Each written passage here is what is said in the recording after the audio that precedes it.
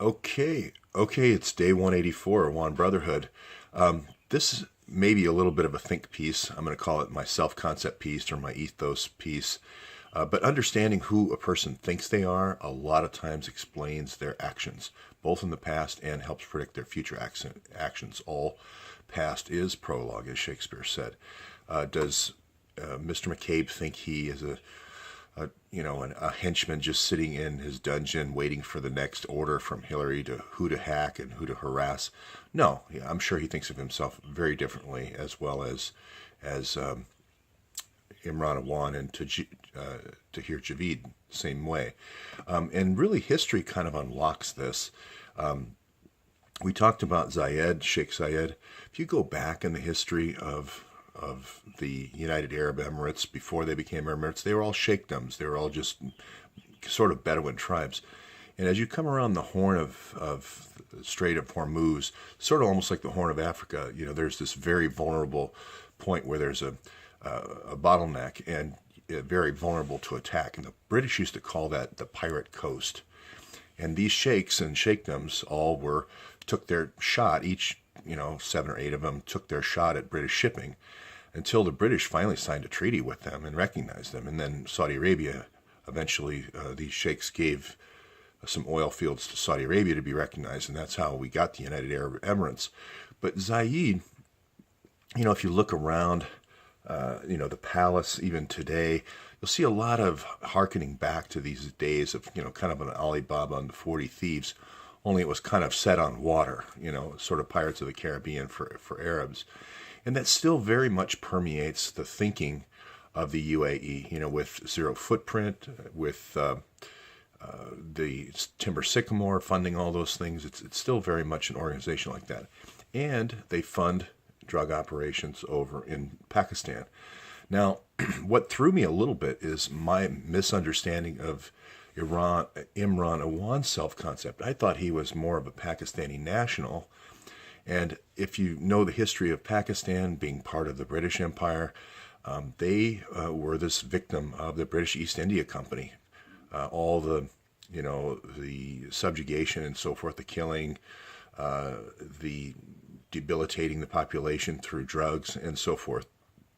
So the Pakistanis see their role now in, this kind of new gangster is to kind of reverse the British East India Company's history in Pakistan. And also now with the war being almost 16 years old now, they see that this is a way to do reverse war or reverse jihad. They just see this as turnabout right now. So any kind of reprisal against the families of U.S.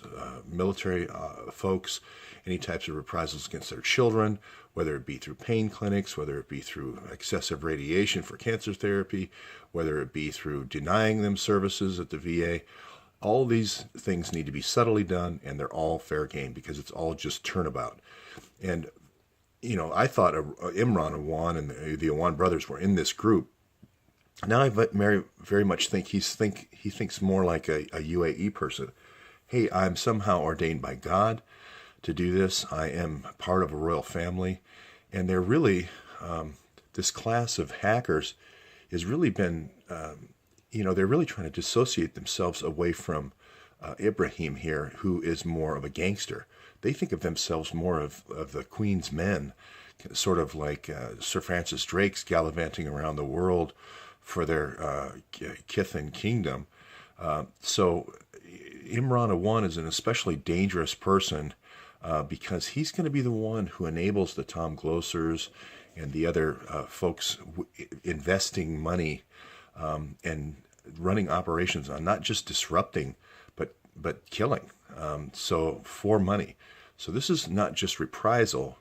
This is more of this, Pirates of the Caribbean kind of mentality, which is, rape, pillage, and plunder. The Tom Fleischer words, this Cerebus capital, Bridgeport capital, that kind of attitude, which is, if I can kill you in the night for money, then that's good intelligence work. That's not any kind of ethos. So, and you see that over and over again in Imran's behavior. Here he's imprisoning the stepmother, he's taking all of her inheritance, he's threatening kidnapping, he's threatening killing.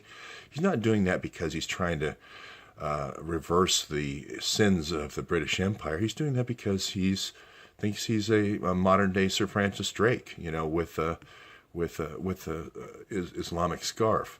So I think it's important to understand that, because when you bring those kind of folks into the U.S. House of Representatives on the most sensitive committees, working for up to 80 Democrats, but 31 now still in the Senate, when you still today, with all this preponderance of evidence, still Debbie Wasserman Schultz employs Imran Awan. So again, having access to the DynCorp backbone, which I call it, the DynCorp backbone is 30 different federal agencies. Giving that person who has her password for her iPad access to all that information is a dangerous precedent, a dangerous practice. Again, these are the committees: House Permanent Select Committee on Intelligence, the Subcommittee is Emerging Threats. So all the raids that we would do with SEAL teams would be discussed. And then you have Homeland Security and also Foreign Affairs. We still don't know.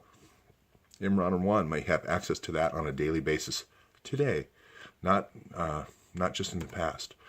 So again, Mr. McCabe has decided not to investigate this. He's decided not to publish Hillary and Huma's 650,000 email metadata. If he did just publish the metadata, it would allow citizen investigators to be able to unwind this international kind of crimes conspiracy and protect their children, especially the families of U.S. forces. I believe that those are going to be the key targets in any kind of reprisals against the U.S. for the 15 years we've been in the Afghan war.